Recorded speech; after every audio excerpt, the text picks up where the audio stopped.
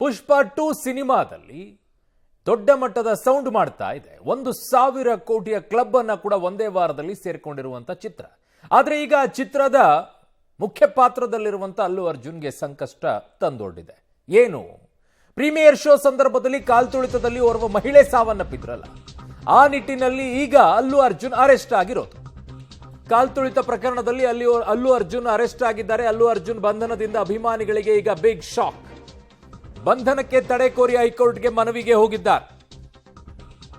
ಸೋಮವಾರದವರೆಗೆ arrest ಮಾಡದಂತೆ ಹೈಕೋರ್ಟ್ಗೆ ಮನವಿಯನ್ನ ಸಲ್ಲಿಸಿದ್ದಾರೆ.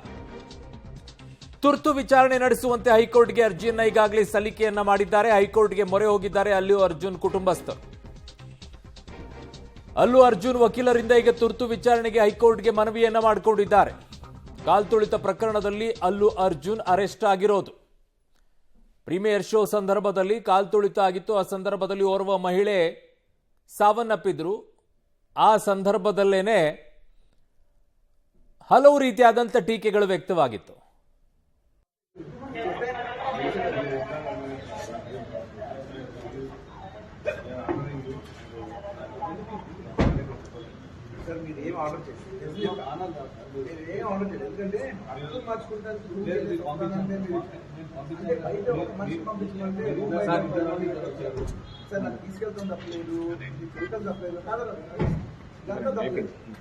బెడ్రూమ్ బయటకు వచ్చి బెడ్రూమ్ నుంచి వెళ్ళిపోవడం స్కూల్ నుంచి చేశారు.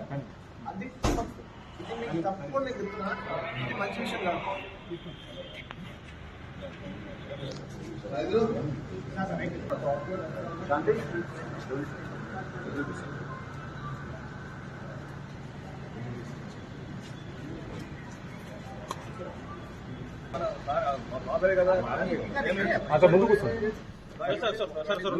ಅಲ್ಲಿ ಹೇಳಿದ್ದನ್ನ ಕೇಳಿಸ್ಕೊಳ್ತಾ ಇದ್ರಿ. ಅಲ್ಲು ಅರ್ಜುನ್ ಮನೆಯಲ್ಲಿದ್ದಂಥ ಸಂದರ್ಭದಲ್ಲಿ ಬೆಡ್ರೂಮ್ಗೆ ನುಗ್ಗಿ ಪೊಲೀಸರನ್ನ ಬಂಧಿಸ್ತಾರೆ. ದಿಸ್ ಇಸ್ ಟೂ ಮಚ್ ಅಂತ ಹೇಳ್ತಾರೆ ಅಲ್ಲು ಅರ್ಜುನ್. ನೀವು ಕರ್ಕೊಂಡೋಗಿ, ನಾನು ಬರ್ತೀನಿ, ನನಗೆ ಅದೇನು ಅಭ್ಯಂತರ ಇಲ್ಲ. ಆದರೆ ಬೆಡ್ರೂಮ್ ಒಳಗಡೆಗೆ ನುಗ್ಗುವ ನನ್ನ ಕರೆಕ್ಟ್ ಮಾಡ್ಕೊಂಡು ಹೋಗುವಂಥದ್ದು ನಾನೇನು ಓಡೋಗ್ತಾ ಇದ್ದ. ಸೊ ಅಪ್ಪನಿಗೂ ಕೂಡ ಧೈರ್ಯವನ್ನ ತುಂಬಿದ್ದಾರೆ, ಕುಟುಂಬಸ್ಥರಿಗೂ ಕೂಡ ಧೈರ್ಯವನ್ನ ತುಂಬಿ ಹೊರಟಿದ್ದಾರೆ. ಸೊ ಕಾಲ್ತುಳಿತ ಪ್ರಕರಣ ಏನಿತ್ತು, ಪುಷ್ಪ 2 ಸಿನಿಮಾದ ಪ್ರೀಮಿಯರ್ ಶೋ ಸಂದರ್ಭದಲ್ಲಿ ಕಾಲ್ತುಳಿತ ಆಗಿತ್ತು. ಆ ಸಂದರ್ಭದಲ್ಲಿ ಓರ್ವ ಮಹಿಳೆ ಸಾವನ್ನಪ್ಪಿದ್ರು.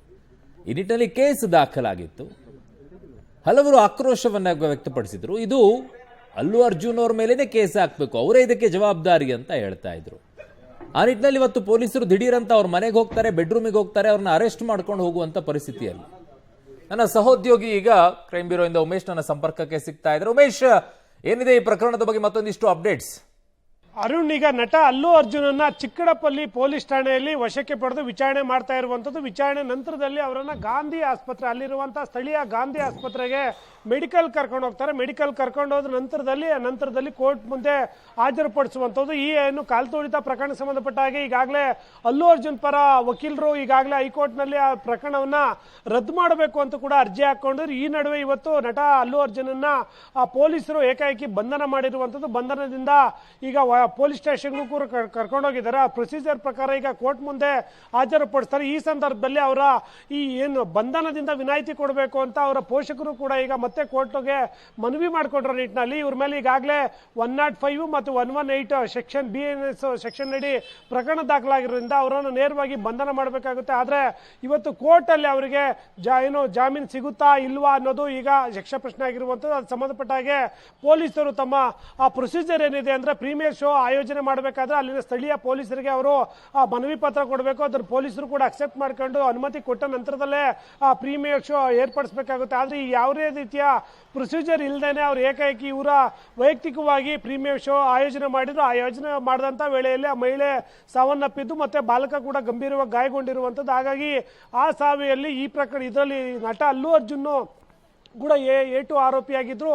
ಈ ಸಂಬಂಧಪಟ್ಟ ಹಾಗೆ ಇವತ್ತು ಬಂಧನ ಮಾಡಿರುವಂಥದ್ದು. ಆದರೆ ಇವತ್ತು BNS ಸೆಕ್ಷನ್ಗಳು ಏನು 2 ಸೆಕ್ಷನ್ ಆಡ್ ಮಾಡಿದ್ದಾರೆ, ಆಮೇಲೆ ಆ ಸೆಕ್ಷನ್ಗಳಡಿ ನೋಡೋದಾದ್ರೆ ಅವರಿಗೆ ಸದ್ಯಕ್ಕೆ ಬೇಲ್ ಸಿಗೋ ಸಾಧ್ಯತೆ ತೀರಾ ಕಡಿಮೆ ಇರುವಂಥದ್ದು. ಹಾಗಾಗಿ ಈಗ ಕೋರ್ಟ್ ಮೊರೆ ಹೋದ ನಂತರದಲ್ಲಿ ಕೋರ್ಟ್ ಏನ್ ಹೇಳುತ್ತೆ ಅನ್ನೋದ್ರ ಆಧಾರದ ಮೇಲೆ ಅಲ್ಲು ಅರ್ಜುನ ಬಿಡುಗಡೆನ ಅಥವಾ ಬಂಧನ ಅನ್ನೋದು ನ್ಯಾಯಾಂಗ ಬಂಧನ ಅನ್ನೋದು ಗೊತ್ತಾಗಬೇಕಾಗಿದೆ. ಅರುಣ್, ಓಕೆ ಉಮೇಶ್, ನಿಮ್ಮೆಲ್ಲ ಮಾಹಿತಿಗೆ ಧನ್ಯವಾದಗಳು.